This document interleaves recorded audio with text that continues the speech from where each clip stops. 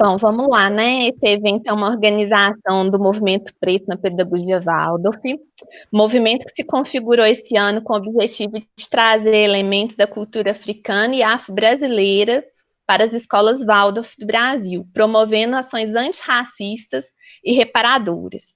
No mês de novembro, teremos uma série de rodas de conversa no Instagram e no Google Meet, a fim de fortalecer e alimentar as discussões das relações étnico-raciais. E hoje nós estamos com a Poliana Nicodemos, que vai falar para a gente. Então, pode começar, Poliana. Dani, você vai fazer uma citação antes ou a gente já pode passar para a Poliana? Eu posso fazer no final, né, Carol? Pode ser no final. Tá pode ser no final, então. Poliana, então você está com a palavra, seja bem-vinda, né? Se apresente, Poliana, assim, já vou começar apresentando que é uma grande amiga minha, muito querida, professora, mestre, doutora, pós-doutoranda, mas eu vou deixar para ela se apresentar. Ah, que isso! Bom, boa noite para todas. Não, com muita satisfação que eu estou aqui. Eu fiquei assim muito feliz quando a Carol me fez o convite. Infelizmente, a minha temática de pesquisa ela não é uma temática muito simpática no campo das relações étnico-raciais. Então, trabalhar com as elites negras foi um desafio. Daqui a pouquinho eu vou falar, mas eu não sou uma intelectual negra de elite, né? Na verdade, eu aceitei esse desafio de pesquisar negros em ascensão social. E todas as vezes que as pessoas elas interessam pela minha pesquisa, eu falo, olha, valeu a pena todo o esforço, toda a insistência. Então, assim, me falta palavras para agradecer vocês, tamanho carinho, tamanho respeito, pela uma construção que eu venho desenvolvendo aí desde 2006, tá? E gostaria de participar de mais rodas de conversa. Eu acho que muitas das vezes nós, o povo preto, ele é muito isolado, fica cada um no seu espaço. E a gente não dá conta de compartilhar essa solidariedade. A gente precisa de retomar esses tipos de encontro que nós estamos estabelecendo aqui, né? Então, no que se refere à minha formação, a minha primeira formação foi História. Eu tive o privilégio de ter o professor Wellington, o pai da Carol, como meu professor, e foi uma das pessoas, assim, preponderantes que me incentivou muito a ir para Estrito Senso. Os meus sinceros agradecimentos para ele, sabe, Carol? E sempre tive o sonho de ser professora universitária, e conversando com os meus professores, eles me diziam que o caminho era ir para Estrito Senso. Então, quando eu terminei o curso de graduação no UniBH, eu busquei o Ações Afirmativas, era uma das alunas ouvintes, e mesmo sendo aluna ouvinte, eu consegui fazer um curso a nível de especialização na Fafiche, em projetos sociais. Não consegui aprovação na UFMG para defender minha dissertação, né, para trabalhar minha dissertação de mestrado, que é um tema parecido com o que eu vou conversar com vocês, e na PUC que eu consegui, de fato, né, materializar tanto a pesquisa de mestrado quanto a pesquisa de doutorado. Eu sou uma mulher preta que nasci numa família onde os valores étnico-raciais negros sempre foram valorizados. Sou neta de uma rainha conga de reinado, né? Então eu sou princesa, como diz o João Pio, ele fala você é princesa. Fui batizada nos terreiros de Umbanda. Então a questão étnico-racial negra sempre foi presente na minha vida. Às vezes, quando eu chegava em casa com algum conflito, eu sempre tive a minha mãe, o meu pai, a minha avó, para me mostrar, para me empoderar. Então é desse lugar que eu falo, enquanto mulher preta, intelectual, comprometida com a descolonização do saber. É desse lugar que eu converso com vocês aqui. Eu acho que a gente pode começar, né, com os slides, porque senão eu não vou parar de falar aqui. Mas é muito bom, né? É muito bom. E faz tempo que eu não tenho esse diálogo, gente. É por isso que eu estou, assim, muito emocionada de estar aqui com vocês. Eu vou compartilhar, mas eu sou lenta. Peraí, que eu tô achando, tá?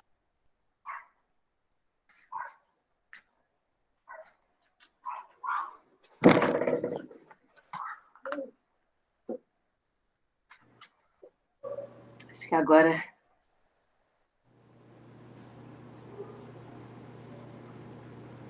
Ok. Posso ir, Carol? Pode? Ok? Pode sim, ela não consegue responder por causa da tela. Ah, sim. Ok. Então, vamos lá, né?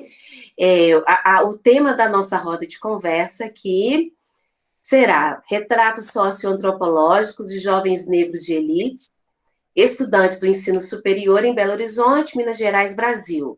Eu analisei as trajetórias, os projetos de vida e as sociabilidades. Foi minha pesquisa de doutorado, daqui a pouco eu vou explicar para vocês que essa pesquisa, ela iniciou no mestrado, né? Era um desdobramento do curso de mestrado. Mas vamos lá, né? Eu acho que entrar nessa condição da pesquisa não dá sem falar, né, um pouquinho do lugar, né, que ocupo nessa sociedade, né? Então, antes de entrar diretamente na pesquisa, é importante falar da minha trajetória racial negra. Eu comecei falando, né, que eu nasci em uma família onde os nossos valores, eles sempre foram muito discutidos, eles sempre foram muito trabalhados em todas as esferas, dentro de casa, nas questões da religiosidade. Então, o ser negra, para mim, foi algo construído dentro do meu grupo étnico-racial negro e familiar. Então, eu cresci, né, como a maioria dos jovens negros e negras, em uma família com recursos muito parcos. Eu vim de uma camada popular, né? Meu pai, operário, a minha mãe, ela trabalhava fazendo salgados, então é desse lugar que eu falo. E é um homem e uma mulher que sempre acreditou na educação. Por mais que nós não tivéssemos recursos financeiros, eram pessoas que sempre acreditavam que nós deveríamos estudar, que era a única forma de nós sermos alguém na vida. Então, eu lembro, assim, nitidamente do meu pai e da minha mãe falando, olha, vocês precisam ser alguém na vida, né? Então, essas reflexões, elas me fazem pensar, e eu afirmo aqui para vocês, que tanto na família da minha mãe, quanto na família do meu pai, eu fui a primeira a cursar uma universidade. E logo quando eu terminei a minha graduação, eu fui a referência para as minhas irmãs, para os meus primos, né? E isso é muito comum nas famílias de jovens pretos que são oriundos de camadas populares. Então é desse lugar que eu falo, enquanto mulher preta, pesquisadora e oriunda de camadas populares. Pode passar, Carol. Ok. Mas então, eu gostaria de ler a introdução, você pode voltar, Carol, um pouquinho? Que devido a todo esse percurso de ser de camadas populares, de ter, né, uma família com poucos recursos, eu ganhei esse livro quando eu entrei na graduação de História. E eu sempre vou à introdução desse livro, porque ele inspira determinadas situações que eu passei. É o livro do Joel Rufino dos Santos, O que é Racismo. Ele inspira várias situações que eu passei na graduação um pouco, mas sobretudo no curso de mestrado e no curso de doutorado. É bem rapidinho que eu farei essa leitura aqui para vocês. Sob efeito da opinião pública, um juiz havia decretado integração racial nas escolas do Estado. A pequena Rubi ia, enfim, sentar-se no banco de madeira para aprender as coisas que faziam o orgulho dos adultos. Sua mãe ouvira no noticiário matinal que o mundo inteiro prestava atenção nos Estados Unidos, especificamente no Texas, naquela modesta escola de Dallas, na sua pequena Rubi. Mas foi com serenidade que lhe preparou a lancheira e os cadernos. Não foi muito comum seu primeiro dia de aula. Nenhuma criança branca comparecera, de forma que a professora, sem saber onde pôs as mãos, ensinou tudo sozinha para ela. E, na verdade, para centenas de soldados que do lado de fora garantiam sua integridade. Ao comer a merenda, Rubi continuava só. Meio-dia, quando guardou seus pertences para voltar a casa. Já não se sentia nada contente. As duas fileiras de soldados faziam um corredor para ela passar. Por detrás dela, apareceram então centenas de carinhas brancas, xingando, vaiando, cuspindo. Haviam adultos também, mas Rubi não quis olhar ninguém. Seus passos eles eram firmes. Até onde uma garota de 7 anos pode andar assim? O coro a perseguiu até a praça, em frente à escola. A pequena Rubi sentou-se, então, num banco de pedra e abaixou o rosto. Um homem branco veio na sua direção. Os soldados, por um instante, chegaram a pensar numa agressão. Ele pôs a mão no seu ombro, de leve, e segredou: Rubi, não deixe eles verem que você está chorando. Fatos reais como este pontilharam a crônica dos Estados Unidos na década de 60, parecendo confirmar que ali, e por definição, a pátria do racismo. Nenhum país do mundo, entretanto, desconhece ou desconheceu uma forma qualquer de racismo. Até mesmo o Brasil, cujos governantes sempre se orgulharam de sermos uma democracia racial.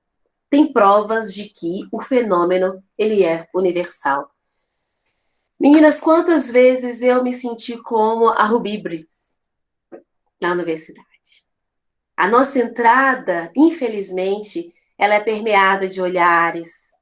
Necessariamente as pessoas elas não precisam de te xingar. O olhar lhe diz muito. Então, essa introdução desse livro, ela toca muito a minha vida, né? E, sobretudo, a história dessa primeira criança que cursou, né, o primário, vamos dizer assim, em uma escola extremamente segregada. E os alunos que nós iremos começar, pode passar, Carol, por favor, a conversar aqui agora, quantas vezes eles se sentiram no lugar da Rubi. Então, através do exercício da escuta, da observação, eu busquei compreender as trajetórias desses jovens de elite, todos oriundos de uma família que alcançou uma mobilidade vertical, ou seja, saíram de uma classe economicamente menos favorecida para uma classe mais favorecida. E como eu disse no início da minha exposição, eu iniciei essa pesquisa em uma escola de elite, uma escola de elite branca aqui da cidade de Belo Horizonte. E, assim, devido até mesmo à falta de maturidade do mestrado, eu não dei conta de ampliar tanto a discussão. Sobretudo por ser, né, um objeto de pesquisa bem original no campo das relações étnico-raciais. Então, eu dei continuidade dessa pesquisa no doutorado. E 5 desses jovens que eu acompanhei no doutorado, eles foram os meus protagonistas na dissertação de mestrado. Então, né, foi um desdobramento. Tanto é que agora no pós-doc, um dos meus movimentos é entender as dinâmicas de sociabilidades desses jovens no mercado de trabalho. Mas nós estamos acertando aí. Então, eu busquei conhecer, interpretar as vivências, as sociabilidades de 10 jovens autodeclarados negros e autodeclarados de elite. Na ocasião, eles eram estudantes dos cursos de Direito, Relações Internacionais, Engenharia Civil, História, Ciências Sociais e Administração Pública. Pode passar, Carol. E como eu disse, né, no campo das pesquisas sobre relações étnico-raciais, trabalhos sobre negros que alcançaram mobilidade econômica são muito poucos. Eu fiz um estado da arte na biblioteca da CAPES, nas bibliotecas, assim, das grandes universidades, das universidades federais, das universidades estaduais, dos núcleos de estudos afro-brasileiros, nos NEABs, e eu encontrei, foram 3 trabalhos, um da professora Ângela Figueiredo, em Salvador, um do professor Rafael Osório, que foi defendido na USP, mas existe, assim, uma certa dificuldade, né, daqueles que se propuseram discutir relações étnico-raciais, trabalhar com negros que alcançaram mobilidade. E aí é uma coisa que me preocupa muito, porque um dos nossos grandes discursos, nós da militância negra, são as ações afirmativas. E as ações afirmativas, elas são um mecanismo que vai nos proporcionar uma condição econômica, vamos dizer assim, né, em termos de mobilidade social. Então, eu não consigo entender o porquê que os pesquisadores, eles têm ainda essa dificuldade de se debruçar sobre negros que alcançaram mobilidade social. Então, foi muito complicado eu encontrar uma bibliografia consistente que me sustentasse, né, em termos teóricos no meu trabalho. Então, eu acho que a gente precisa repensar, é preciso, né, ampliar esse debate. Indiscutivelmente, a gente não pode desmerecer esse debate. Assim, uma das grandes dificuldades que eu percebi é, sobretudo, quando a gente traz o termo elite. A minha banca, na ocasião, foi o professor Luiz Alberto, o professor Walter Silvério, o professor Taquinho, né, José Eustáquio. Eles ficaram, assim, muito incomodados com o termo elite. E, na verdade, esses jovens, eles se autodeclararam elite. Na dissertação de mestrado, classe média. Mas eu acho que o amadurecimento, estando na universidade, a universidade, ela é um espaço da bricolagem de saberes, ela é um espaço do debate, ela é um espaço do embate. Então, lá no curso de graduação, eles se autodeclararam enquanto elite negra. Mas eu acho que a gente precisa de repensar, sim, e fico muito feliz, né, da Carol, junto com vocês, ver a legitimidade dessa discussão no campo das relações étnico-raciais. Pode passar.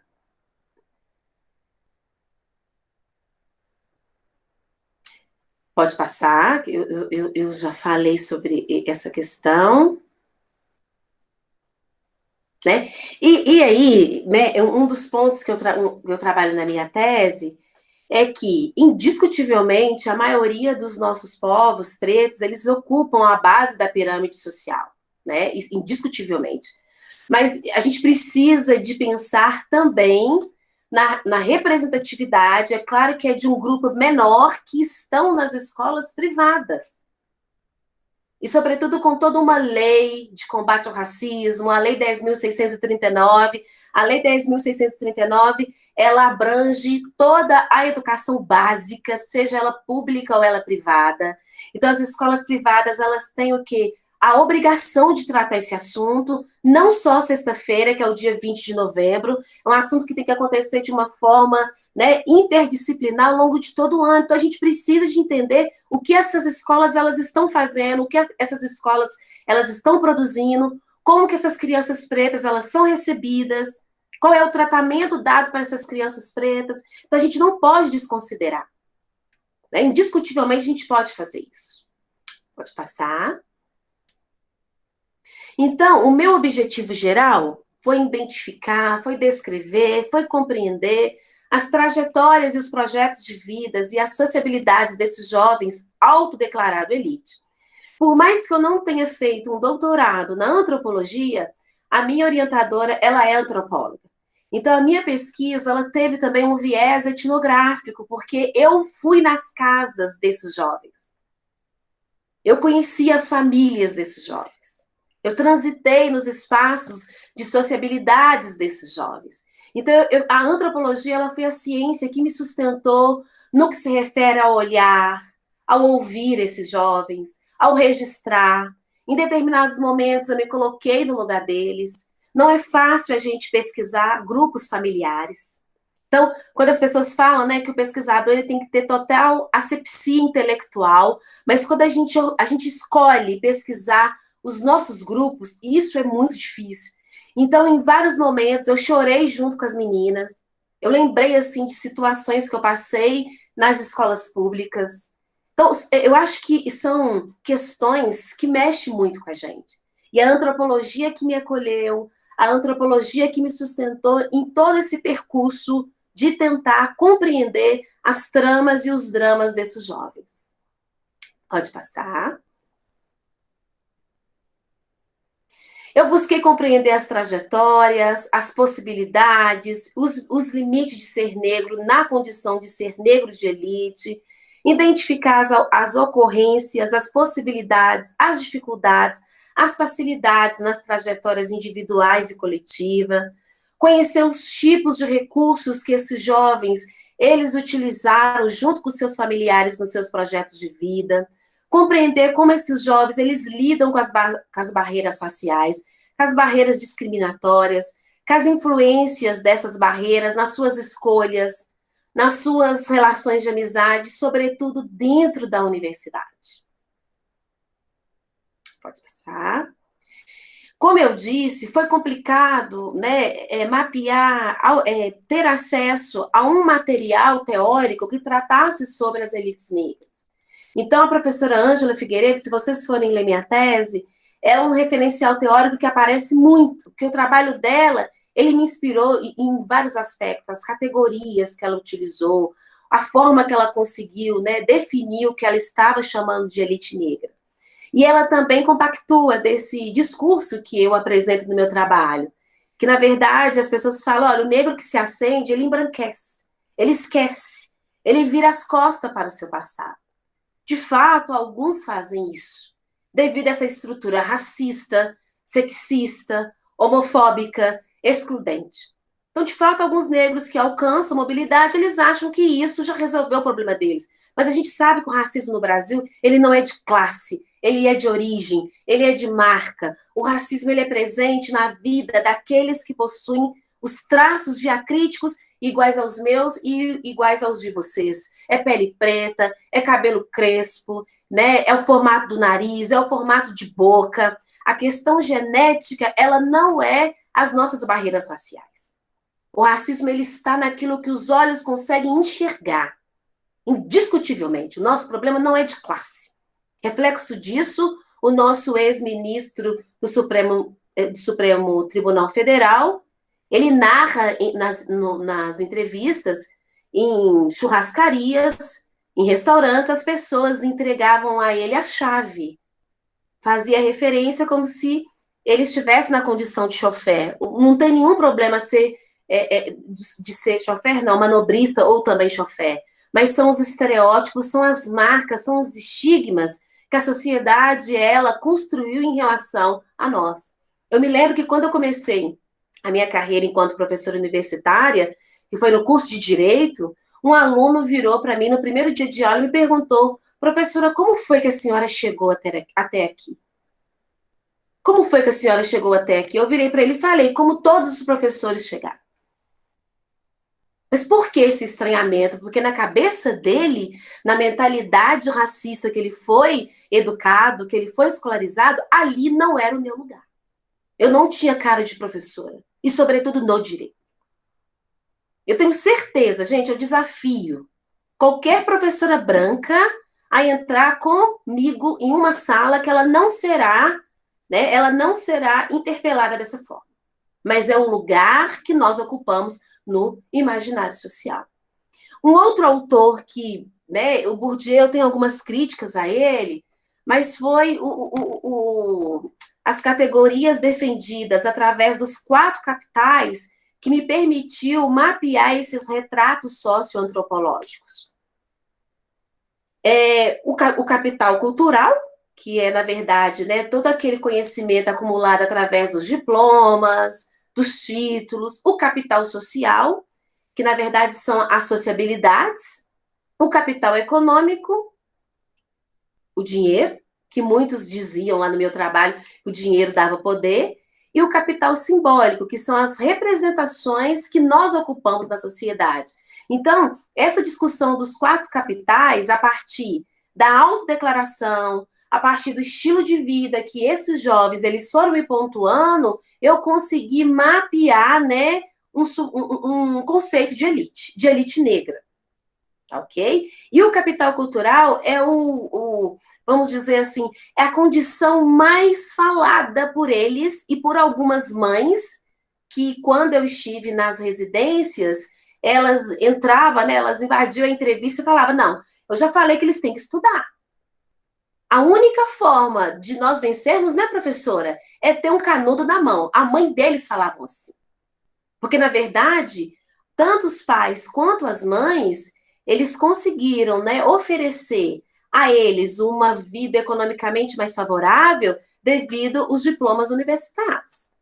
Então, isso era muito recorrente, tanto na fala dos jovens negros, autodeclarados elite, e de 3 mães que, de certa forma, de uma forma indireta, participaram da entrevista. Então, por isso que eles tinham a convicção que, por mais que passavam por situações desagradáveis, preconceituosas, nas escolas que cursaram a escolarização básica, eles falavam assim, não, eu tinha que ficar lá, porque lá era um colégio que me daria a condição, professora, de ser uma pessoa melhor, ou seja, de ser alguém na vida. Então, o capital cultural, o processo de escolarização, cursar, eles são, né, na verdade, desculpa, eles são jovens que dominam 4 línguas estrangeiras, que viajam para o exterior com muita frequência, e a família, né, tinha essa preocupação. Ou seja, a partir do momento que eles são bem escolarizados, eles terão uma maior facilidade de conseguir uma vida melhor. Então, foram esses discursos que eu consegui, né, aprender aí no processo de escuta e de registro ao longo das minhas entrevistas. Pode passar? Por favor.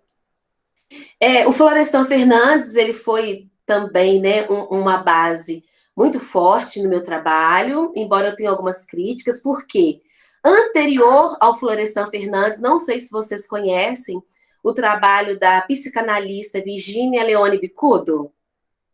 Eu estive na USP junto com a minha orientadora, e por coincidência, uma orientanda da professora Neuza Guzmão estava fazendo um trabalho sobre a biografia da Virginia Leone Bicudo. O trabalho dela foi anterior ao Florestan Fernandes, e assim, a historiografia tradicional simplesmente não publicizou. Ela já estava discutindo sobre a não integração do povo preto no contexto da sociedade de São Paulo. E ela tem uma discussão sobre a questão também de classe. Uma psicanalista e que defendeu a dissertação dela de mestrado na Escola de Sociologia da Universidade de São Paulo. Então, o trabalho dela ele é anterior ao do Florestan Fernandes. E, recentemente, que o Marcos Shor Maio, junto com toda aquela equipe da Sociologia da USP, o professor Kabengele também, que começaram, né, a trazer a publicizar o trabalho dela. E aí que a gente observa, né, o lugar que nós ocupamos, e ela na condição de mulher preta, intelectual e da área da psicanálise. E o trabalho mais propalado, as referências que aparecem aí nos nossos estudos, é a discussão do Florestan Fernandes, mas antes do Florestan Fernandes, ela já tinha feito toda essa discussão. E uma outra referência, assim, muito, muito importante no meu trabalho foi o trabalho do sociólogo Norbert Elias. Ele tem um livro, assim, muito bacana, Os Estabelecidos e os Outsiders, e esses jovens, pode passar, Carol, e esses jovens, eles eram os outsiders, os fora do lugar. Por mais que eles, né, ocupavam e ocupam essa condição economicamente favorável, eles continuam sendo um outsider, um fora do lugar. O dinheiro, ele não dá poder. O professor Petrônio Domingues, ele também me pontuou, né, algumas categorias analíticas em relação ao que ele entende de elite, que está voltado aí, imbricado com a questão da política, da posição de poder que o indivíduo ocupa no cenário social. A questão do capital cultural, que também aparece lá na teoria do Bourdieu, e também a questão ideológica, quando as pessoas elas acham que, a partir do momento que elas assimilam determinados símbolos, elas começam a ser aceitas. E isso foi muito forte no meu trabalho. Quando eles falavam assim, olha, mas eu tenho um carro novo. Mas, ao mesmo tempo, eles chegam na minha casa e falam assim, nossa, mas você mora nesse casão? Nossa, mas seu pai... Entende? Então, ser um outsider na vida deles era muito presente. Mas, ao mesmo tempo que eles se declaravam negros, pertencentes a uma classe economicamente favorável, eles, em alguns momentos, diziam que o dinheiro dá poder, mas, ao mesmo tempo, falavam, olha, aqui no meu bairro, professora, quando eu chego um pouquinho mais tarde das baladas, o patrulhamento, né, que fala, aquele patrulhamento privado que eles pagam, eles me param. Eles me pedem identidade, aí eu tenho que ligar pro meu pai para às vezes ele descer e falar que eu moro ali. Aí eu falava com eles assim, mas você não disse que o dinheiro dá poder? Nesse momento ele silenciava. Pode passar. Por favor, Carol. Tá. Então, eu fiz, de certa forma, uma etnografia, mas eu posso dizer que o ponto alto em termos, assim, de ferramenta de coletas de dados foram as entrevistas. Eu entrevistei esses jovens, assim, teve algumas entrevistas que duraram mais de 3 horas. Mais de 3 horas. Eu tenho tudo aqui, depois, né, quando a gente tiver o prazer de encontrar, os meus cadernos, eles estão todos aqui, eu transcrevi tudo isso, eu não consegui colocar todo esse material na minha tese, foram entrevistas densas, né, de certos momentos eu fiquei emocionada, eles ficaram emocionadas, em alguns momentos eles pediram para desligar o celular, porque na minha época era o gravador, né, lá da graduação, no doutorado já foi o celular, a professora desliga o celular, então as entrevistas elas foram assim bem ricas, tem falas e depoimentos que quando eu volto lá na tese, a gente fala, meu Deus, isso é Brasil, meu Deus, esse é o cenário que nós vivemos. Então, uma etnografia, mas o ponto alto foram as entrevistas em profundidades que eu utilizei aí, né, em vários espaços os quais eles marcavam comigo, nas residências, nas universidades, no Palácio das Artes, eu transitei muito aí, mas sobretudo nas residências deles. Teve um caso muito emblemático que a mãe falou assim, olha, eu só vou deixar você entrevistar meu filho se você for da nossa cor. Porque se você não for da nossa cor, você não entra aqui na minha casa, não. Falei, não, eu sou preta também. Ok, não quero branco aqui na minha casa. Eu me lembro, estou cansada de ser objeto de branco de pesquisa. Pode passar, Carol. Tá, pode passar. Que eu já falei, né? Antropologia. Uhum. Pode passar. Ok. Eu acho que a gente pode ir para o retrato. Eu só trouxe um retrato socioantropológico, porque são 10, eu acho que a gente não conseguiria, né, conversar sobre todos aqui, mas depois eu posso encaminhar a tese para vocês. A tese ela não está disponível porque a banca indicou publicar. Mas eu acho que quando a gente defende uma tese, você está cansado. Eu não voltei. Inclusive, ontem e hoje, quando eu fui repassar aqui o material, eu falei assim, gente, quanto tempo que eu não volto nesse estudo? Mas depois, se vocês quiserem, eu posso encaminhar a tese para vocês. Então, de todos os jovens e das jovens que foram os meus protagonistas, a jovem Eduarda, são nomes fictícios, viu, meninas? Tudo super tranquilo. Ela foi, assim, a protagonista que mais me chamou a atenção. Tá? É uma jovem autodeclarada negra, católica. Na época, ela cursava o 4º período do curso de Direito de uma faculdade privada em Nova Lima e também cursava o curso de Gestão Pública em uma universidade pública aqui de Belo Horizonte. Ela morava com os pais e irmãos no bairro Bandeirantes, regional da Pampulha, território que concentra os bairros mais nobres aqui da cidade de Belo Horizonte, as meninas que moram aqui, elas, né? Eduarda é filha de um casamento intercultural, sua mãe é uma mulher negra brasileira e seu pai é um homem negro africano. Pode passar. Por favor. Ela tem, assim, a discussão da negritude, da condição de ser negra, muito forte. Muito forte. Eu acho que ela foi uma das jovens que a entrevista chegou em torno de 3 horas e meia. A negritude é algo muito presente. E ela fala, olha, a negritude é muito forte na minha vida, sobretudo devido ao meu pai e às minhas tias. E o depoimento dela, assim, ele é muito emblemático, porque ao mesmo tempo que ela se afirma, ela se contradiz na condição de classe. Tá?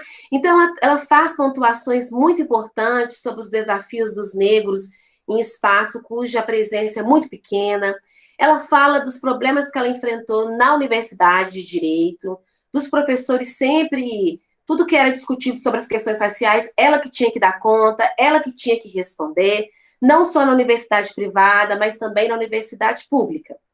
E das dificuldades que ela teve em alguns momentos, de se manter nessas duas instituições, devido, né, os apontamentos constantes que os professores faziam em relação à cor dela.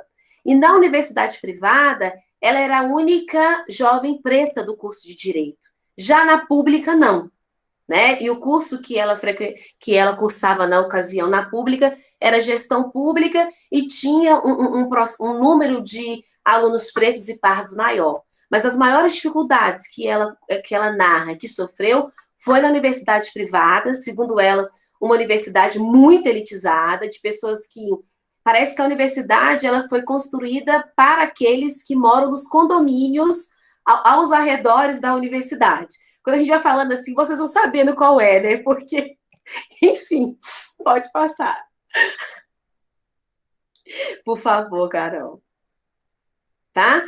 E aí, um dos constrangimentos mais fortes que ela me contou foi de uma boate localizada na região sul de Belo Horizonte. Ela foi com uma colega de universidade e parece que o segurança, as pessoas, os promoters, né, que estavam fazendo o controle de entrada dos convidados, não observaram que a amiga branca estava com ela. Então, eles deram um convite, uma coisa desse tipo. E quando chegou a vez da Eduarda, ele falou, olha, a casa já está cheia. Aí a amiga virou e falou assim, mas como que está cheia, sendo que eu consegui? A amiga foi e não aceitou entrar. Ficou do lado de fora. Passado um tempo, elas voltaram, eles continuaram admitindo as pessoas dentro da casa de boate. E aí depois ela conseguiu averiguar, enfim, e falaram, não, porque lá só entra gente bonita. E aí nós já sabemos dos chamados estigmas. Né, dos chamados estigmas, ou seja, ela na condição de jovem preta, ela não se enquadrava no perfil de jovem loura, cabelo liso, né, enfim. Eu falei, mas o que você fez? Ela, não liguei, a gente foi para um outro lugar. Mas você acha, Eduarda, que nesse tipo de situação, quando nós somos discriminados, sobretudo dessa forma, nós não podemos ligar? A gente precisa ligar. Aí ela me respondeu, nossa, professora, então eu preciso ligar todos os dias e todos os momentos da minha vida, porque isso acaba sendo muito comum. Ou seja, né, o chamado status quo que nós ocupamos. Mas até que ponto que nós vamos naturalizar esse tipo de situação? Ou seja, a condição de classe, junto com a condição econômica e com a condição racial, é algo muito conflituoso. A classe, indiscutivelmente, ela não vai incluir essas pessoas, por mais que eles tenham um carro do ano, por mais que eles frequentem as escolas mais caras da cidade, a cor da pele, ela é o quê? O passe. Ela é o passe. Aí ela falava assim, na questão econômica, eu me considero classe média alta. Eu vejo assim, para os meninos aqui, eu posso até realmente, eu tenho uma condição econômica, por causa dos meus pais, lógico, um pouco mais favorável do que das pessoas aqui. Então, eles se declararam classe alta, elite, classe média alta, e um dos pontos que os autorizavam de falar que pertenciam a essa classe era a escolarização. Porque isso era muito forte, pelo menos nas famílias que eu pude ouvir, nos discursos dos pais. Como se diz, né? O diploma, ele é algo que te empodera. Então, nem sempre eles falavam, eu pedi para eles, para os pais, marcarem aquela faixa salarial, eles não marcaram. Não marcaram faixa salarial. É claro que a questão de renda, ela é muito pouco para se pensar num conceito de elite. Mas no formato que eu construí, a partir dos referenciais teóricos que eu apresentei para vocês, A questão econômica, ela também fazia parte, mas eu não consegui saber faixa salarial. Os pontos mais fortes foram o quê? Os capitais simbólicos e os capitais culturais, tanto desses jovens quanto dos familiares e dos irmãos. Pode passar, por favor, Carol. Aí ela falou, ser negra e pertencer a essa classe alta e se afirmar como pessoa, como qualquer outra, e ao mesmo tempo não esquecer onde você veio. E das condições que as pessoas como você, da mesma cor que você, passam. Muitas pessoas negras, quando têm a mesma condição que eu, às vezes esquecem. Aí é aquele discurso muito assim enraizado no referencial teórico sobre relações raciais e mobilidade, de que o negro ele esquece da sua origem. Ela tinha essa consciência muito forte. Aí ela falou, infelizmente na sociedade, para você se destacar como negra, você tem que ser acima de uma certa média. Gente, foi muito recorrente eles falarem assim, olha, professora, a gente tem que ser o melhor, né, para a gente ser respeitado. Porém, eles narravam situações de discriminação racial. Mas eu falava assim, mas o dinheiro, ele muda a cor do negro? Alguns silenciavam, eles não davam conta. Aí, veja bem, o dinheiro muda a cor do negro, ela falou, afirma a jovem Eduarda, tese que ela mesma refuta como Poliana, nas situações cotidianas que ela vivia, e vive ainda. A jovem narra a ocorrência de preconceitos raciais nos espaços que frequenta e frequentou ao longo da vida, nas boates, nas universidades, nas escolas particulares, e o estranhamento dos colegas ao frequentar sua casa, que é um casão. Aí diz ela, a casa dela tinha uma piscina ai gente, no segundo andar. Uma amiga branca chegou e ligou para a mãe, mãe, a casa dela tem uma piscina no segundo andar. Olha, mãe. Então, os próprios estranhamentos que os colegas tinham na frente deles mostrava que essa questão econômica, ela, de fato, não era nada na vida deles. Mas ainda foi muito recorrente esse discurso de que o dinheiro dava poder nas próprias falas deles. Pode passar? Meu tempo, né, gente? Meu tempo. Acabou, né? Pode passar, Carol. Eu já falei. Isso, já falei. Tá.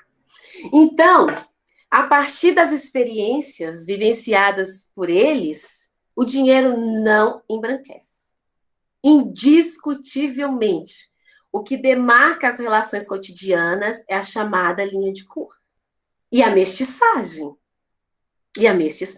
Por quê? À medida que o negro, que o preto, ele vai clareando, o acesso dele é mais facilitado.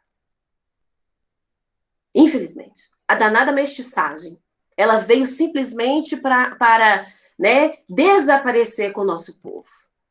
E é por isso que ainda os nossos livros didáticos, o nosso currículo, ele é tão colonizador e reproduz o mito da democracia racial. Né? Ok, podemos passar. Podemos passar. Enquanto, assim, né, considerações finais,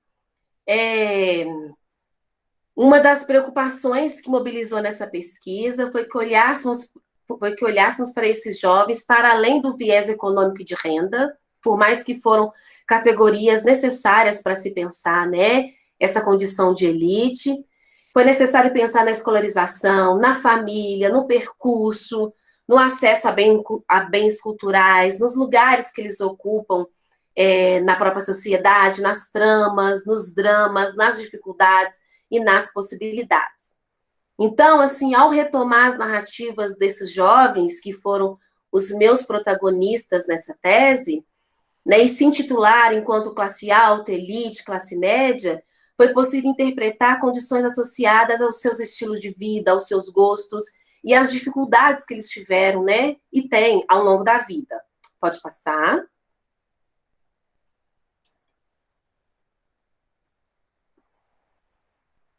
Pode passar, Carol, porque aí eu tô preocupada de não dar tempo da gente conversar. Então, eles se reconhecem enquanto negros, investido de um privilégio historicamente voltado para um povo branco. Eles apontam de uma forma muito enfática, né, sobre a questão dos capitais econômicos, culturais e sociais, que proporcionaram, de certa forma, um capital simbólico. Dito de outro modo, eles são negros de elite, porém essa condição não os livram, né, do racismo e do preconceito presente na nossa vida, indiscutivelmente. E, mais uma vez, é preciso reafirmar que o racismo no Brasil, ele tem cor. O capital simbólico não necessita simplesmente de ter capital social e econômico e cultural. Pode passar. Eu comecei a correr aqui, né? Pode passar.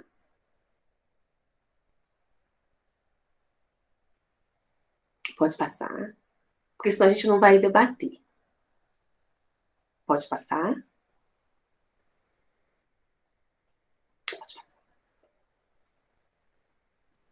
Isso. Então, vamos, né, para o finalzinho para a gente conversar.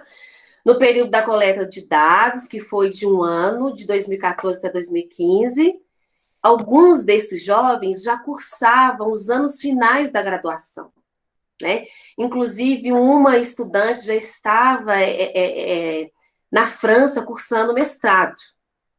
E aí, meninas, assim, eu acho que o que mais me mobilizou nesse trabalho e ainda me incomoda é pensar como hoje esses meninos estão no mercado de trabalho. Já que esse capital cultural foi algo assim tão priorizado, tanto pelos familiares quanto por eles. Eu quero muito entender se hoje eles de fato estão ocupando, né, uma trajetória profissional condizente com os cursos dos quais eles cursaram nas universidades. E assim, para finalizar e a gente conversar um pouquinho, eu tenho total consciência que concluí uma pesquisa e, ao mesmo tempo, construir inúmeras outras perguntas. Isso não é fácil, sobretudo uma pesquisa com esse recorte que eu optei, né? Mas, indiscutivelmente, eu acho que a minha pesquisa, ela preenche uma certa lacuna que os estudos sobre negritude, relações étnico-raciais, mobilidade social de pretos e pardos na sociedade brasileira, ela ainda possui. Mas, assim, conforme eu disse na abertura da minha fala, enquanto pesquisadores, intelectuais, defensores das ações afirmativas, nós não podemos, né, negligenciar e negar a importância de se pensar, de se estudar as tramas, os dramas, as sociabilidades e as interações que aqueles e aquelas que alcançaram, né, a mínima mobilidade social enfrentam no cenário social brasileiro. Muito obrigada, me coloco à disposição para a gente dialogar.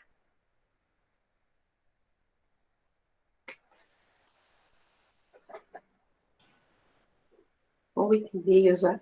Já são 8h30? Nossa! Poliana. Agora eu voltei a ver vocês, gente, que eu fico lá no compartilhamento. Não dá para ver ninguém, né? Dá um nervoso. Eu tive que correr um pouquinho. Eu me entusiasmei, gente. Não, foi... É um estudo profundo, né? Extenso. Então, são muitos anos, né? Muita dedicação. São. E, antes da gente abrir para os comentários e perguntas, teve uma primeira pergunta com referência ao livro que você citou logo no começo, o nome. Eu só peguei o nome do autor, mas o nome do livro, se você puder compartilhar. Será que foi o da Ângela Figueiredo, não é, Dani? Da menina lá dos Estados Unidos, que foi a primeira menina. É o que ela leu. É o filme. O relato? Você lê. Isso, é um filme. Tem um filme dela, mas são fatos reais. Ela é uma ativista. Sim. Mas foi um livro, não foi? Não, o livro, sim, entendi. O que é racismo. Ele mencionou, né, toda essa trajetória dela, sim, na introdução do que é racismo, do Joel Rufino. Entendi. Legal. Tá bom. Tá. Obrigada. Adriana. essa resposta. Que a gente agora Gratidão. a gente pode abrir para quem tiver perguntas, né? Enquanto vocês formulam, assim, eu quero agradecer mais uma vez para a Poliana a presença. É um tema muito que tangencia muito, né, o nosso movimento na pedagogia Waldorf. Fala muito disso, eu quero trazer um pouco até da minha vivência, né? Eu não sou preta de pele retinta e tenho 2 filhos negros de pele retinta.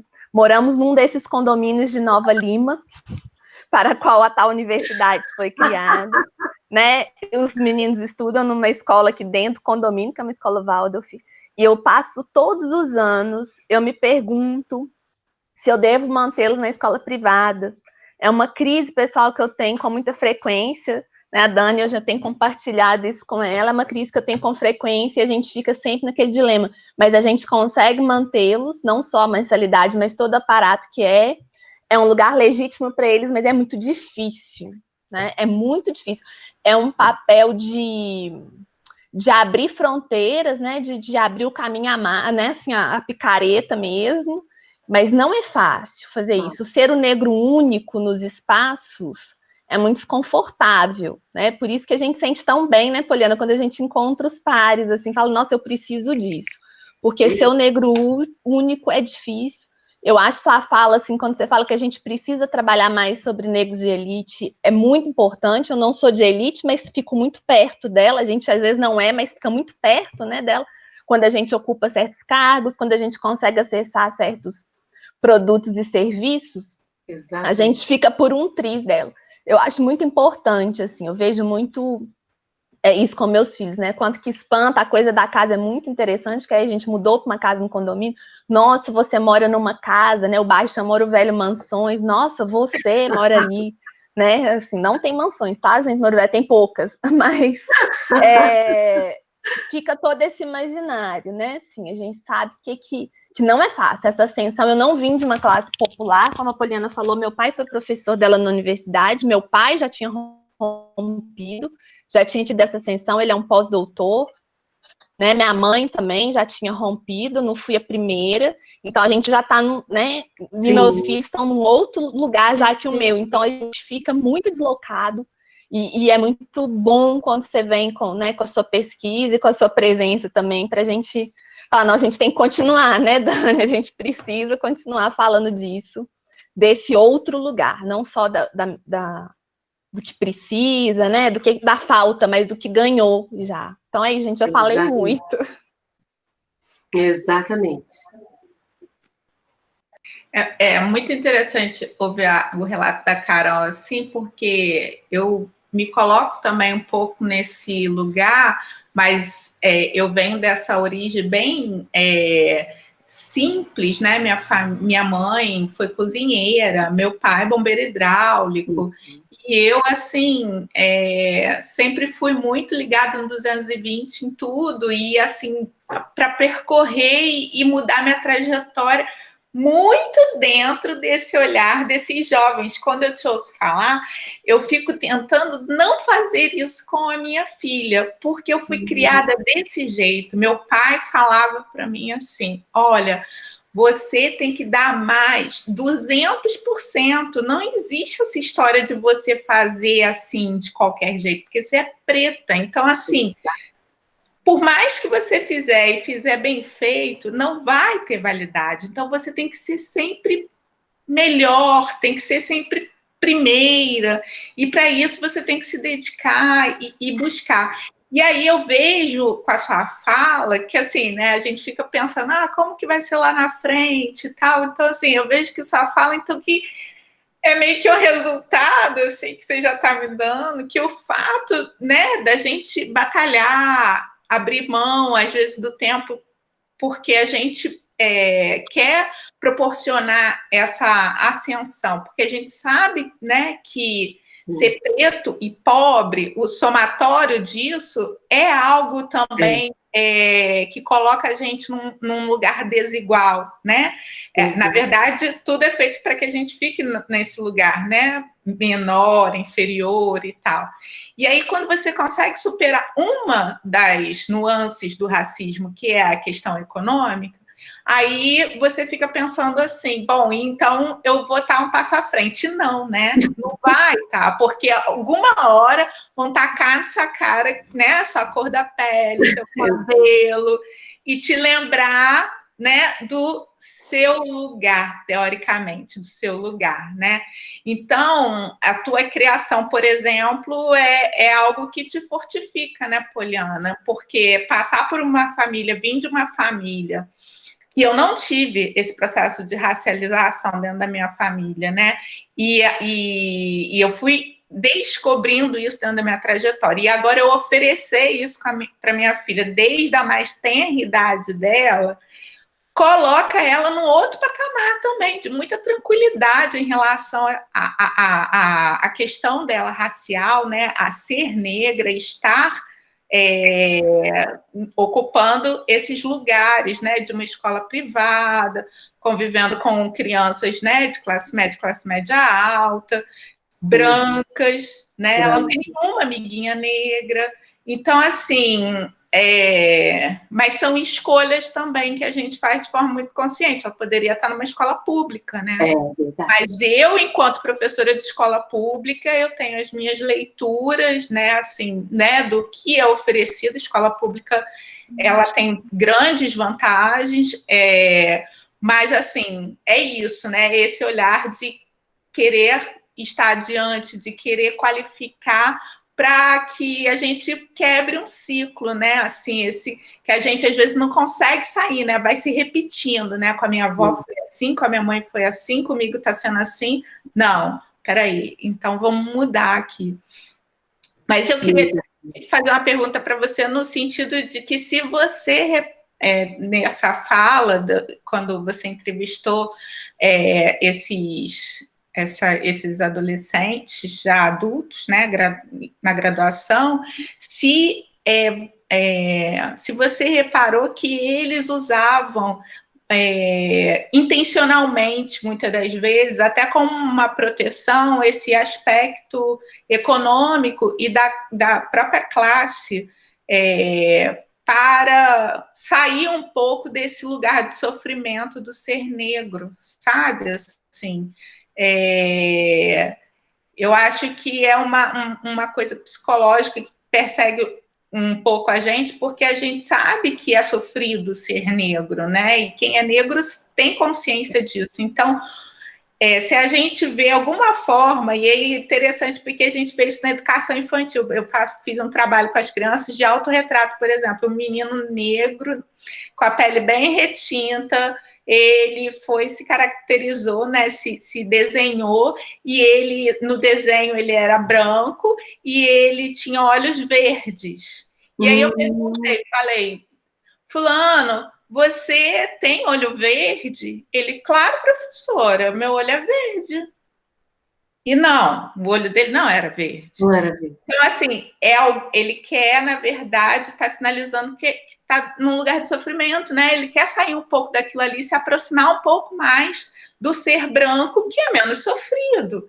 Então, assim, você percebeu também essas fugas, assim, né, de modo explícito? Sim. Eu chamo, Daniele, né, essas fugas de estratégias de sobrevivências. A Eduarda falava assim, olha, e meu pai me deu um carro, professora. Eles andam no meu carro e, ao mesmo tempo, me desrespeitam. E eu tenho isso assim assado que a minha amiga tem. Se eu quiser, escuta, gente, se eu quiser atravessar a avenida ali do pátio e comprar uma melissa de não sei quantos reais, eu tenho dinheiro para comprar. Eu falo mais de 2 línguas fluentes. Então, eles começam a justificar que eu sou iguais a eles. Nós somos iguais a eles, por que eu sou maltratado? É a ideia do simbólico. Porque se o branco ele tem isso e aquilo, eu também tenho, por que eu não sou respeitado tal qual? Então, eles usavam, e ao mesmo tempo tinha consciência do racismo, e ao mesmo tempo tinha consciência do ser negro.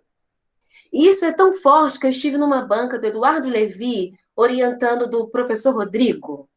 Ele trabalhou com os juízes negros.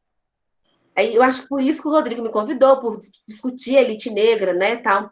Fiquei super feliz. Fui lá. Gente, é muito forte nas falas dos juízes. Mas eu faço isso, eu faço aquilo, eu frequento. Entende? A pessoa quer justificar.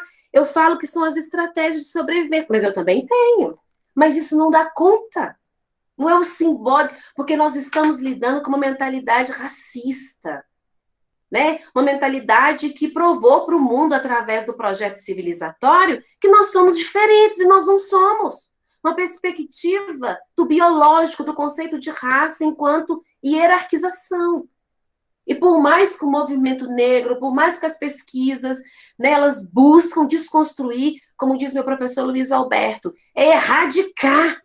Não é assim, Daniele, que ele fala? Poliana é erradicar. E bate na mesa. Eu falei, ok, professor. A nossa luta ela ainda é muito árdua, porque está no campo das mentalidades, gente. Das mentalidades. Então, Dani, posso chamar de Dani?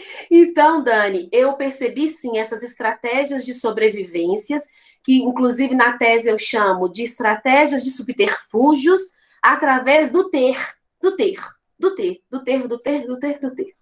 que é o dinheiro, que não é nada no campo das relações raciais. Não é nada. É. O professor Luiz Alberto fala uma coisa comigo, Poliana. A ascensão social, ela cria vários outros problemas de acesso, de permanência, de questionamento. O porquê que você está aqui? Você sabe fazer isso? Você sabe fazer aquilo? E é isso mesmo. A gente pensa que as ações afirmativas, ela resolveu uma parte, sim. Mas a nossa luta torna-se outra. É o mercado de trabalho, a menina que formou em turismo e não consegue vaga na agência porque ela é preta, não é? A menina que formou em comunicação e não vai conseguir. Quantas Maju Coutinhos nós temos? Quantas Thaís Araújo nós temos? É muito interessante tua fala, porque eu e Carol, a gente vive movimento, né? A gente frequenta várias do setor público ao privado e tal. E aí a gente ouviu assim recentemente que numa contratação, né, para professor e professora de escola particular que não tem, né, professora negra, que um dos critérios é que a professora tivesse experiência nesse tipo de determinada escola, vamos dizer assim. Um dos critérios pré-requisitos. Mas, ao mesmo tempo, essa instituição também quer fomentar, de alguma forma, a inserção de professores negros ou professores negros, porque colocou lá, né? Daremos preferências a professores negros. Só que o requisito, e aí não é desejável, é requisito obrigatório, né? É que a pessoa tenha X anos dentro, né, daquela especialidade, por exemplo. Ora, se a gente sabe que não tem, principalmente no privado, como que eu coloco isso? Então, parece assim então, que... na verdade, pode falar. Porque, na verdade, eu não quero, né? Eu quero fazer a política de ação afirmativa para inglês ver, né? Porque, na verdade, eu não quero que esse professor chegue. Porque se eu quiser que essa professora chegue, eu vou lá na minha auxiliar de classe, porque nas escolas... É uma escola Waldorf que fez esse edital, né, Dani? Nós estamos falando de escolas Waldorf, porque a gente tem uma gama de pessoas numa escola Waldorf que são auxiliares, pretas, que são auxiliares de classe, né, que não necessariamente tem, às vezes tem curso superior, tem formação, mas não chegam a ser a professora. Então, se fosse uma ação afirmativa de fato, né, iriam olhar no corpo pedagógico que eles já têm, ou de funcionários. Inclusive, a gente sabe de um homem que é formado em pedagogia Waldorf, que é funcionário dessa escola, né, e que nem foi consultado, porque, na verdade, se abriram um edital, então não quer de verdade que a gente chegue, né, E essa eu falo, desculpa, viu, Dani, eu te interrompi, não sei se as outras meninas têm perguntas, mas porque mexe bem com a gente, né, e criam, de fato, outros problemas, porque aqui na escola eu comecei a implementação da lei no ano passado, e a gente falava do acesso, né, de alunos negros na escola. E acesso e permanência, porque não adianta chegar. E aí teve uma professora muito querida, gosto muito dela, gente, ela tem até mudado um pouco as posições, que ela falava assim, gente, eu acho melhor a gente não abrir, né? A Adriana vai ter até lembranças aí, né, Adriana? De situações difíceis com isso. Mas ela falava assim, não, gente, eu acho que não deve abrir, sabe por quê? Porque a gente vai ter um problema, porque a gente não vai dar conta desses alunos negros. E ela era professora de classe da minha filha, né? Minha filha preta retinta. Então, eu até engoli seco, falei, ai, meu Deus, né? Como é que eu faço? Ela falou, não, porque eu não vou dar conta. Como é que vai ter um aluno negro sozinho numa classe?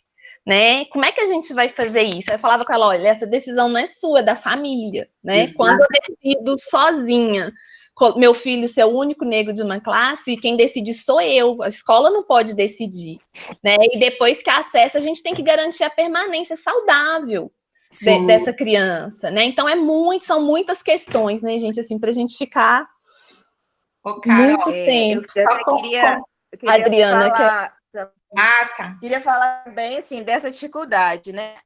Para quem não me conhece, eu sou branca, sou professora de uma escola Waldorf e a gente está nesse caminho de implantar o sistema de cotas na escola. É uma coisa que aparentemente, né? Eu digo aparentemente porque quando a gente começa a entrar nesse caminho, a gente vai vendo que é aparentemente. Todo mundo quer, todo mundo acha bacana, legal, vamos sim, quero que meus filhos convivam com a diversidade, que eles aprendam esse caminho, tal. Beleza, então quantas vagas a gente vai dispor? Bom, aí a gente precisa ver a nossa planilha. Aí começa os problemas, né? Então a gente vai tentando resolver um a um. Porque também não adianta a gente disponibilizar uma vaga, porque é o que vocês falaram, a gente vai ter uma criança preta no meio de um monte de criança branca. Que ação afirmativa real que a gente está fazendo nesse sentido, né? Exatamente. Bom, aí começa. Aí hoje a gente culminou assim, a gente está preparando uma época, que é a época dos pastores, né? Tradição infantil. E a gente estava vendo algumas histórias, e aí tinha uma história que era muito linda, mas era do carneirinho floco branco, que era o carneirinho mais branco e mais lindo, fofo, e que foi escolhido como carneirinho para presentear o pelo dele, a lãzinha dele para o menino Jesus. Dona Adri fala, gente, isso carneirinho branco. Nessa a gente tem vários carneirinhos. Menina, de um quebra-pau dentro do pedagógico. E a gente tem que pensar, né? E aí que a gente começa a ver o racismo estrutural mostrando as garras. De fato. Eu falei, gente, é assim, sim, incomoda pessoas que é preta. Então, isso vai me tirar a liberdade de escolher a história que eu quero para os meus alunos? Vai tirar a sua liberdade, porque a nossa liberdade foi construir a democratização do negro. Então, assim, a gente vai assim, que a nossa liberdade, ela vai até aonde a gente precisa ir com ela para que o outro possa fazer parte. Então, se eu exalto que o carneirinho branco, de pelo fofinho, ele é o mais bonito do rebanho, eu estou reproduzindo a educação infantil dos pequenininhos. E a gente vai precisar. É desconfortável? É dolorido para a branquitude? A branquitude vai ver sua piada que poucas vezes esqueceu, né? Então,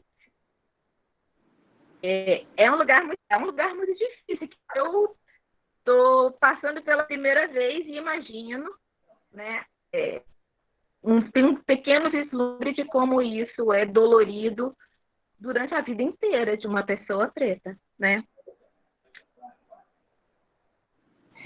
Porque eu penso rapidamente, não sei se alguém quer perguntar, é que as pessoas elas têm um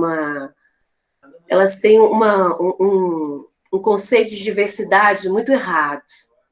Né? Diversidade não é colocar todos os segmentos historicamente excluídos no mesmo lugar. Gente, não é isso. Ou então ver diversidade como algo exótico e fora do lugar. O que é isso? Isso não é diversidade. Diversidade é cultura. Diversidade precisa ser compreendida uma perspectiva antropológica. E trabalhar com culturas, a gente tem que pedir licença, porque são especificidades, né? Entrar no campo da alteridade do outro, isso é um processo muito cuidadoso. Então, pensar nas diversidades não é pensar o outro como algo exótico e fora do lugar. As escolas, elas têm feito muito isso. Semana que vem, com o 20 de novembro, aí começa. Eu já presenciei numa escola, num determinado bairro aqui em Belo Horizonte, uma encenação, gente, de tronco chibata. Eu falei, que é isso, gente? Isso não pode. Mas aí a professora, de fato, ela estava totalmente despreparada e a coordenadora pedagógica pediu que ela fizesse uma peça. Gente, não pode, isso não pode acontecer. Uma corda dessa grossura e o menino lá. Gente, eu vi isso. Eu vi isso na escola no 20 de novembro. Né? E eu acredito que muitas escolas ainda continuam com esse tipo de ação racista e preconceituosa. Né? E eu já falei nos espaços que eu trabalho, discutir diversidade não é uma obrigação só da Poliana. Isso é de todos nós que trabalhamos com formação de professores. Isso é meu, é de fulano, do branco e de quem for. Não me procure apenas para fazer esse tipo de debate. Porque a gente sabe que é estereotipar. Não é assim que funciona. Né?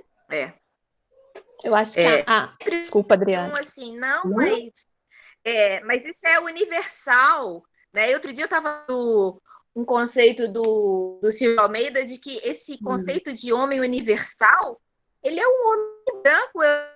Quem criou esse conceito de homem universal, né? E dentro da pedagogia Waldorf a gente escuta isso muito, não, mas isso é universal, não, mas isso é arquetípico. Então, assim, mas é muito importante. Eu tenho aprendido muito com a Dani e com a Carol nesse sentido. A gente precisa mesmo desse letramento racial, porque sozinhos a gente não consegue sair desse racismo visível que está entranhado dentro da gente, dentro da sociedade, dentro das estruturas, né? E como que diz a Bell Hooks também, que assim, não passa por eu gostar ou não gostar de fulano que é preto, que é branco, passa pela estrutura que não possibilita, né? Pela estrutura que não deixa que essa mobilidade social aconteça, não deixa que o protagonismo preto aconteça, não passa pelo meu querer, nem pelo meu gostar, muito maior do que isso, e a gente precisa ter a consciência, né? Verdade. Te ouvindo, Poliana, eu fiquei preocupada quando tu disseste que eram estudantes de graduação, né? Já de graduação. Pessoas com uma idade, né? Não eram crianças. Não. Na educação infantil, eles estão ali formando a identidade. Então, quando eu penso, né, nessas crianças que são simplesmente colocadas para cumprir cotas em escolas que não tem um professor preto, e às vezes o que tem não tem um letramento racial, então acaba endossando mais essa chaga, aumentando mais a chaga, né, nessa criança que vai virar um adolescente, que vai para uma graduação e não vai perceber o racismo batendo na porta dele e achar que ele está num lugar de poder. Exatamente. Que não é o que acontece, né? E são ilusões, né? Capas de ilusões que vão ficando cada vez mais fortes. Então, fica muito explícito que antes de receber essas crianças, a gente tem que se trabalhar muito.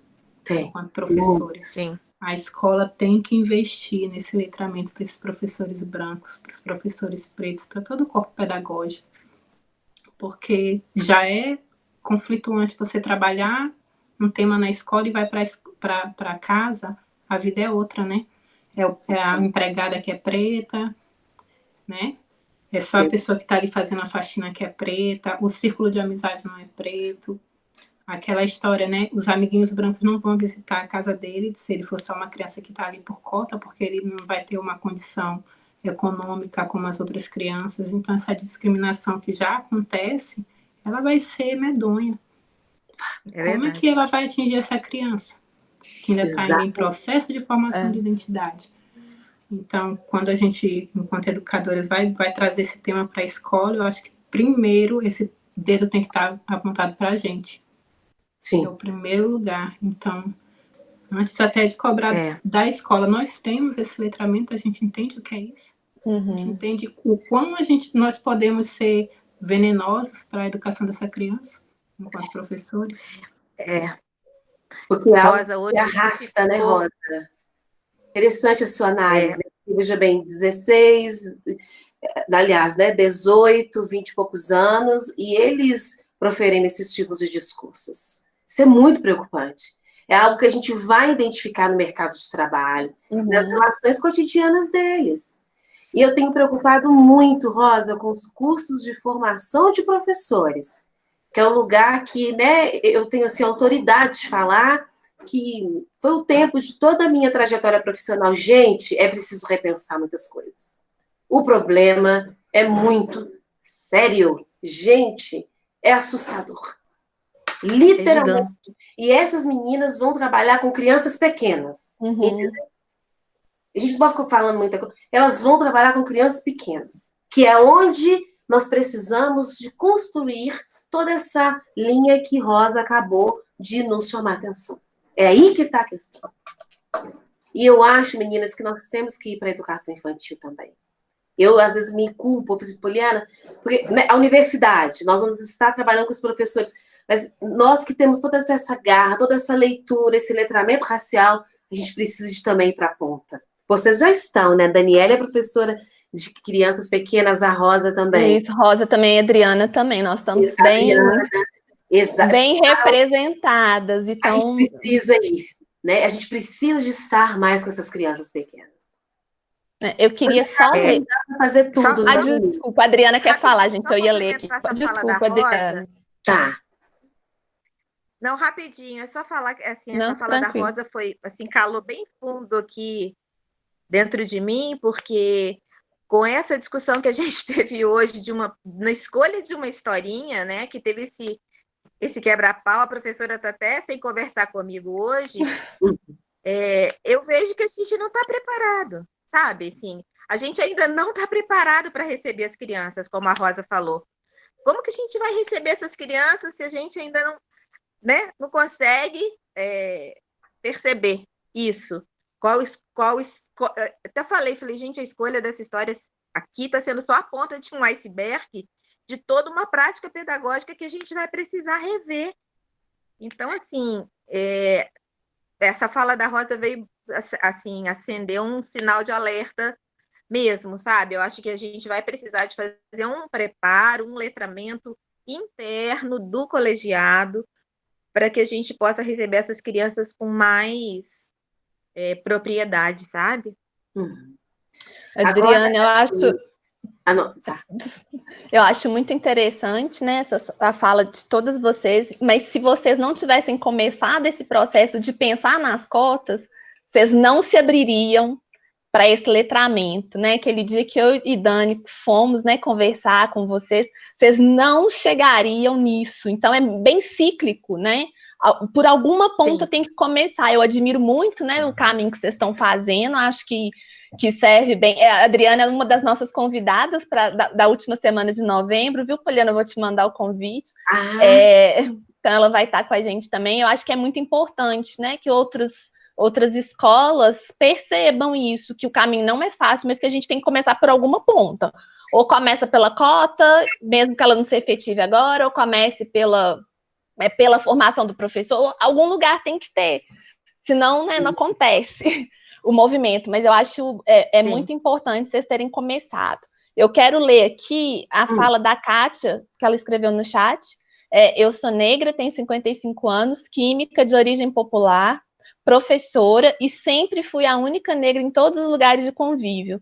Consegui a mobilidade econômica, mas sou silenciada nos espaços. É muito, né? É quase que de todas nós, assim, né? Uma fala bem de mulheres pretas mesmo. E mesmo vivenciando isso, a gente ouvindo de tantas mulheres pretas, todas as vezes que eu vejo isso, bate, né? Assim, a gente relembra nossas vivências. E só assim, para completar, eu falo muito. Mas eu acho muito interessante, Poliana, quando você falou, né, dessa coisa, não me chame só para tratar de questão racial, né? Minha filha está com 15 anos, ela faz o 9º ano na escola Waldorf, e no 9º ano tem a biografia, que é um trabalho lindo, amo orientar a biografia. E tinha uma grande expectativa, eu acho, de professoras, de colegas, que ela biografasse uma pessoa negra. porque ela é negra, eu sou muito militante, mas ela não tem esse perfil militante. Meu filho tem, né? Meu filho gosta de político, meu filho gosta de militância, ela não. E ela está biografando Coco Chanel. E que é fantástica, porque tem uma vida política, nananã, gente, ela tá sentando igual a própria, gente, ela toma café igual a própria, assim, num chiqueza, assim, que eu não sei de onde que saiu essa chiqueza que eu não tenho.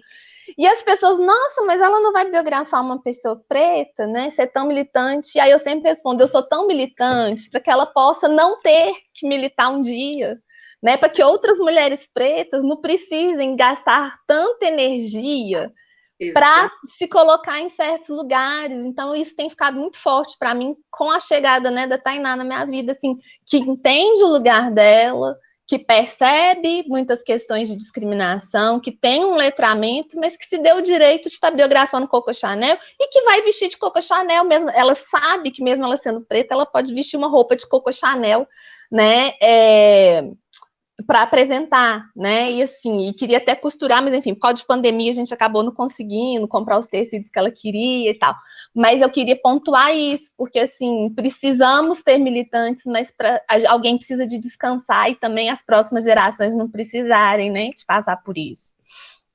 Era só isso tudo, gente. É muito interessante quando você fala isso, porque quando você fala assim, nossa, mas eu tô, assim, interessado, sei lá, em qualquer outro assunto. A pessoa fala, nossa, mas você... Como assim? Você só fala disso, né? Como que você pode estar interessado nesse outro assunto, que nem me vem aqui Mas eu queria só voltar rapidinho para concluir meu raciocínio, que foi indo de uma para outra, foi riquíssimo, e eu não concluí, que é da escola lá, que fez o edital, e aí a gente foi conversar com algumas pessoas da escola, e aí as pessoas disseram assim para a gente, nossa, mas eu consegui contratar esse professor, essa professora negra, com esses tantos anos. Aí eu falei assim, mas não é a maioria, a história do negro único. Ele continua, ou ela, né, sendo representante de uma classe, vamos dizer assim, e para dizer que tem, mas que, na verdade, a gente sabe, ainda mais nas professoras, né? A gente fez uma ação agora de uma bolsa de 100% de um curso que a gente está promovendo. E, assim, a gente suou, né, Carol, para poder localizar essas professoras negras educadoras, porque a gente sabe que as mulheres pretas, elas estão na base dessa pirâmide econômica. E como que a gente reverte isso? A educação pode ser um dos espaços, né, que a gente consiga reverter de alguma forma. Mas aí era essa questão que eu queria finalizar. Eu quero falar também da Adriana, porque a Adriana ela é fundadora ou cofundadora, não sei bem, mas assim, ela é aquela, né, que arregaça as mangas e faz. E nesse encontro que ela citou, a gente, assim, deu de cara com uma pessoa que se posicionou como racista. E aí a gente sabe que, falando de escola particular, tem a questão do capital, né, do dinheiro.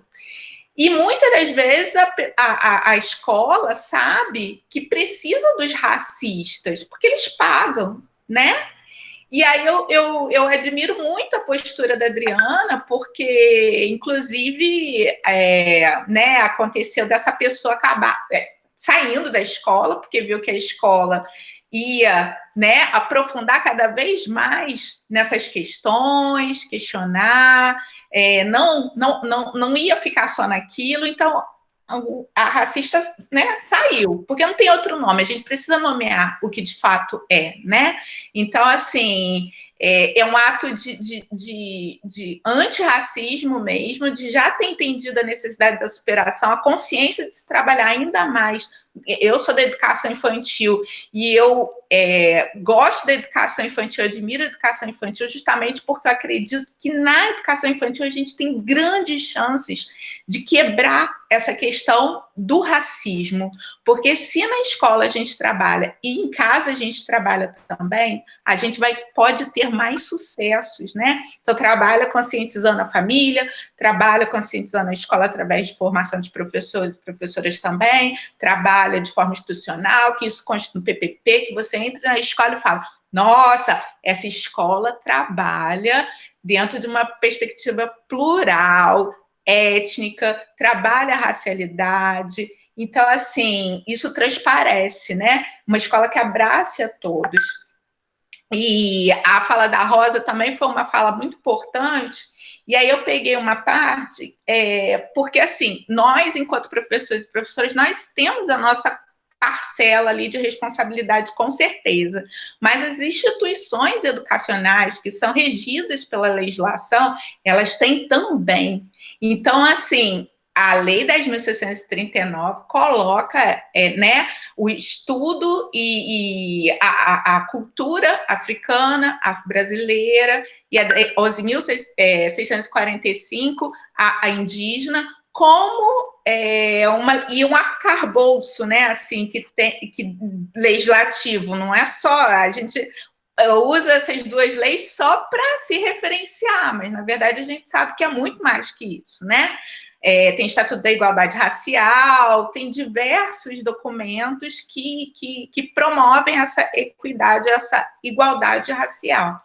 E aí a gente tem que imputar também a responsabilidade dessas instituições, né, educacionais, que muitas das vezes, por serem instituições privadas, elas se colocam alheias, né? Elas formam ali suas bolhas com seus próprios, suas próprias diretrizes, formas de funcionar, ignorando, negligenciando a legislação. E aí, retirando direitos das crianças, né, sejam elas brancas ou negras, porque a questão racial, ela está para todos, né? Não é porque tem criança preta que eu tenho que trabalhar, eu até falei isso no outro dia, é porque tem criança branca, que é a criança branca que vai discriminar, é porque a gente tem que trabalhar e muito, entendeu? Então, assim, entender essa necessidade dessa responsabilização dessas instituições educacionais, privadas, principalmente, porque no público a gente já é bem impulsionado, né? Tem sempre alguém ali, tem sempre informação, a gente está sempre nesse movimento. Agora, na privada, se não houver um olhar, né, atento, consciente, de respeito à legislação e de respeito à garantia de direitos, realmente isso é ignorado, negligenciado. Então, era isso que eu queria. Aí, dentro da tua fala, eu fiquei pensando assim, meu Deus, então, né, o que a gente faz? Se muda de classe, não adianta. Se não adianta, o que a gente faz, então, né? Aí eu fiquei pensando assim, é só através da consciência mesmo, né? Por isso, tamanha a importância desse trabalho nosso, Poliana, o que foi? Não estou conseguindo. Você não está conseguindo liberar o microfone? Gente, o microfone. Eu estou procurando o microfone. Eu tô vendo você desesperada. Eu falei, meu Deus do céu. Você se reorganiza, mudou tudo. É muita tecnologia, né? Mas, assim, é isso, assim, eu acho que esse trabalho de conscientização, que, de fato, vai mudar as estruturas, né? Que já está mudando. Por exemplo, a escola Waldorf, a pedagogia Waldorf, até, né, junho, maio desse ano, não conhecia. Você falava disso. Não falava de nada. Eu fiz formação de 2 anos, ninguém nunca falou sobre isso, né? Então, assim... A cara da Rosa. Eu fiz 4 anos de formação. Eu estou aprendendo a cumprir a lei na sala, por conta própria, assim, né? Tem que pesquisar e estudar. Desculpa, Dani, eu te cortei. Não, tranquilo. Mas é isso, assim, né? Eu nunca vi, minha filha está desde 1 ano e meio na pedagogia, hoje ela tem 6. E nunca eu vi nenhum tipo de ação voltada para isso. E aí, quando eu fui na escola, né, falar sobre isso e tal, porque ela foi discriminada na escola e tal, aí começou o movimento de ter uma bonequinha negra, de ter uma mesa de época também, e aquela mesa de época ter, assim, né, um bichinho preto, ou então uma pessoa, um representante, um personagem, eu não sei bem o nome, mas enfim, negro, negra. Só que isso é ínfimo, assim, não adianta isso.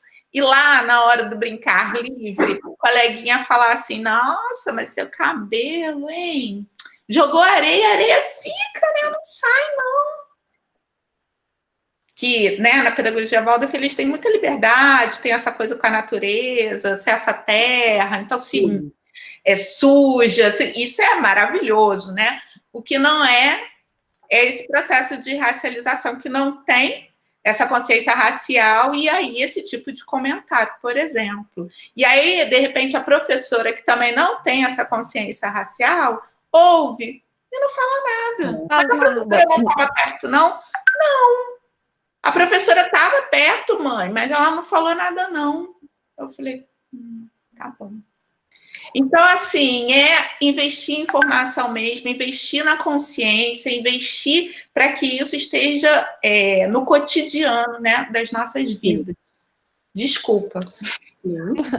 Meninas, nós passamos do horário assim combinado. Não sei se ficaram mais dúvidas, mas eu posso encaminhar para a Poliana depois. Se a Poliana quiser fazer um fechamento, né, assim, eu te dou a palavra. E assim, a gente, né, gravou, depois eu vou combinar com você se a gente, né, a forma que a gente pode publicizar isso, porque essa conversa só está começando, né, gente? E gratidão aos presentes, mais uma vez, obrigada para a Poliana. Aí a palavra é sua, Poliana, para você fazer um fechamento. Não, eu quero agradecer, como eu disse, né, na abertura da minha fala, fiquei muito lisonjeada com o convite.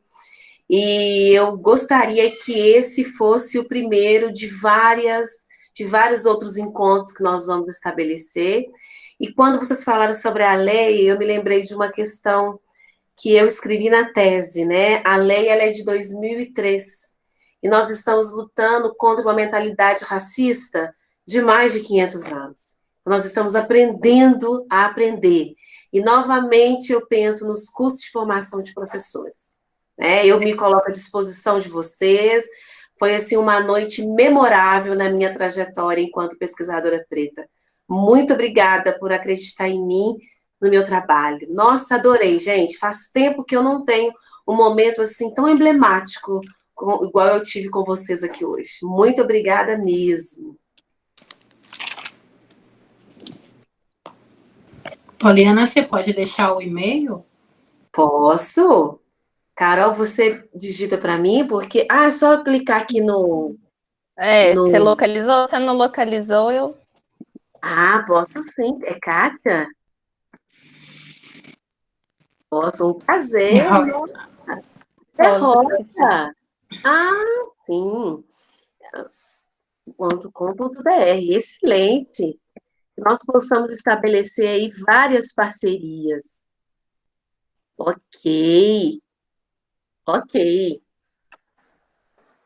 Também quero agradecer muito, gente, assim, eu aprendo muito e agradecer principalmente, assim, o carinho e o acolhimento com a nossa ignorância branca, sabe? Porque a gente precisa muito disso para poder aprender e evoluir, né? E tentar ter algum tipo de ação que possa melhorar tudo isso que a gente tem vivido em tantos âmbitos de doença social mesmo, né? A gente vive uma doença social muito grande. Muito obrigada, Poliana. Você é encantadora. É encantadora. Obrigada. Gratidão, Poliana. Muito obrigada mesmo. E com certeza nós vamos ter vários encontros aí, porque a gente está sempre em movimento, né, Carol? Assim, a gente... Isso mesmo. Está aí ativas. E precisamos nos aquilombar, né? Precisamos nos encontrar. Muito. Estamos juntas, conte comigo. Conte comigo. Então, tá bom. Maravilha. Gente, boa noite, fiquem, né, lá atentas. Eu vou te mandar, Poliana, a programação do restante do mês. A gente encontra novamente. Tá Um ok. beijo e boa noite, Boa noite, gente. Boa meninas. noite. Ó, muito axé. Boa noite. Até. Boa noite. Gratidão, Poliana.